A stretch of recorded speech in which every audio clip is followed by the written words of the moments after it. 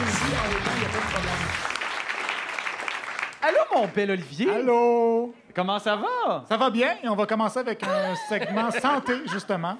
Parce que je suis très en santé. Parce que la docteure Christiane Laberge était au 98.5 FM cette semaine pour parler des crinqués de l'allaitement. Là-dedans, il y a deux joueurs. T'as les ayatollahs, puis t'as les autres. T'as les expérimentés, accueillantes et bienveillantes, et t'as les, je dirais, les Hitler de ce monde-là. Les Oui, quoi? les Hitler de l'allaitement. Ah oui. Vous pouvez les reconnaître, ce sont celles qui ont des taches de régurgie sur leur chemise brune.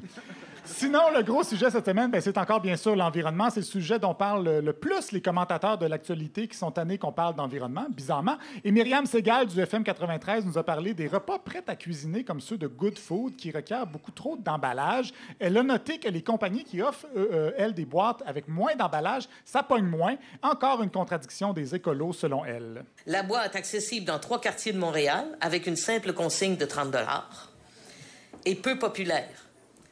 125 clients sur 4000. Ils vont aller te faire des manifs, rébellions, machin chose. Oui. Non? Ils vont te faire un grand spectacle son et lumière avec 500 000 personnes dans la rue, Te faire sentir mal. mais ils sont pas capables de mettre 30 $ pour leur Good Food. Je sais pas si vous voyez le lien dans tout ça. Non? Moi non plus. Voilà. Donc, les clients de Good Food qui veulent pas payer 30$ seraient les mêmes 500 000 personnes qui marchent dans la rue pour nous faire sentir mal. Je sais pas trop, mais de toute façon, selon elle, le mieux, c'est d'acheter en grande quantité. Une des façons de réduire les emballages, là, c'est d'acheter dans grosse quantité.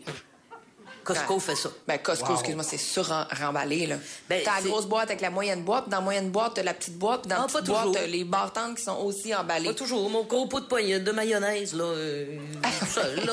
Ah, c'est rendu quand même dans ses derniers retranchements. Oui, mais la mayonnaise. Ça goûte donc bon, la mayonnaise, hein? On sait pas ce que ça goûte, hein? Merci, Jean-Sébastien.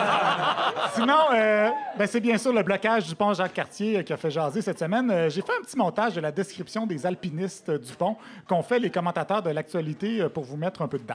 Quelle bande de tapons, quand même, qui ont bloqué le pont Jean-Cartier. 2-3 moineaux qui vont sur le pont puis qui écœurent le peuple. Les gaga-gougous sont descendus du pont Jacques-Cartier à Montréal. Des imbéciles qui paralysent le centre-ville de Montréal. Vous êtes vraiment des innocents. Faut vraiment pas avoir de génie. Faut vraiment pas avoir de tête. Ben, je peux pas m'empêcher de dire c'est une belle gang de cocombes. C'est des communistes. Quelle bande de caves.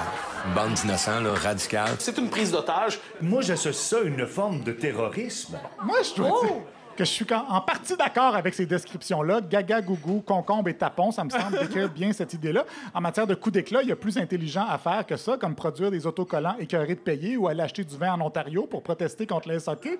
Mais il y en a que ça fâche plus que moi, comme Benoît Dutrisac, qui a eu la chance de parler directement à un représentant des activistes à Cube Radio. Savez-vous ce qu'ils vous répondent, les automobilistes, ce matin? Va donc chier. Ils vous disent, va donc chier. Toi, puis ta fermeture de pont pour nous appuyer, pour nous défendre, va donc chier. Va donc chier, les activistes. On n'a pas besoin de vous pour bloquer les ponts. On est capable de faire ça nous-mêmes avec nos chars.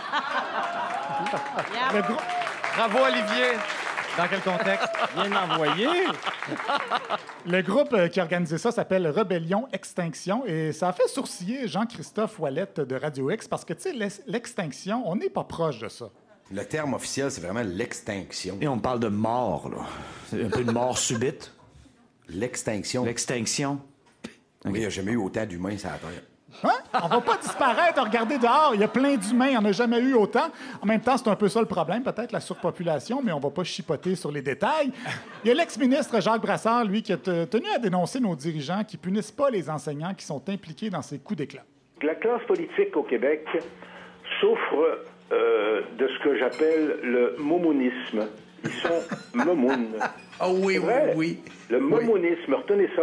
Parce qu'ils ont peur, ils ont une peur, une sainte peur de se braquer contre même des enfants d'école verdoyants. C'est du memounisme. Du memounisme, Jean-Philippe. C'est dur à suivre. Hein? Avec Gilles Proulx, qui nous avait dit qu'on était en train de tapetiser nos jeunes la semaine passée. Je trouve que le vieux mononclisme a fait un retour fulgurant sur nos ondes. Sinon, on va passer à la météo maintenant. Ah, ben oui. Ouais, il fait froid à Québec cette semaine et nos collègues de l'émission du matin là-bas à Radio-Canada ont discuté des meilleures façons de dégivrer nos pare-brises. Ah oui, parce que là, le massif de Charlevoix a eu ses premiers flocons hier et dans Laissez-le Charlevoix... faire. Mais ça commence à prendre le grattoir, par contre, là, pour les fenêtres juvrées. Là. Ben oui, absolument, parce que ce Un matin... petit coup de pissette, puis c'est correct. Un petit coup de pissette. it, puis bingo. Et hop, un autre truc écolo pour réduire votre empreinte. Attention, par contre, c'est pas chaud pour la pompe à l'eau. Toujours dans le domaine de la zouine à l'air, il y a Mathieu Dugal qui recevait Chris Hadfield la semaine passée et il était plutôt excité. Mais je vais quand même rencontrer Chris Hadfield demain soir et il sera donc je me touche et donc je touche du bois et tout voilà. Touche du bois, je touche du bois. On s'est trompé 2 fois. Hein? On sait plus trop si c'est Mathieu Dugal ou Pinocchio qui parle, un peu des deux. Attention aux échardes. Patrick Masbourian lui a parlé avec l'avocat Jean-Philippe Caron de Fortnite qui serait conçu pour être addictif. On va prendre des balises spécifiques en fonction de la preuve d'expert qui va être administrée une fois que l'autorisation va avoir été rendue pour circoncire justement le groupe. Circoncire le groupe, j'imagine que pour une circoncision de groupe, ils peuvent avoir un pas pire rabais quand même.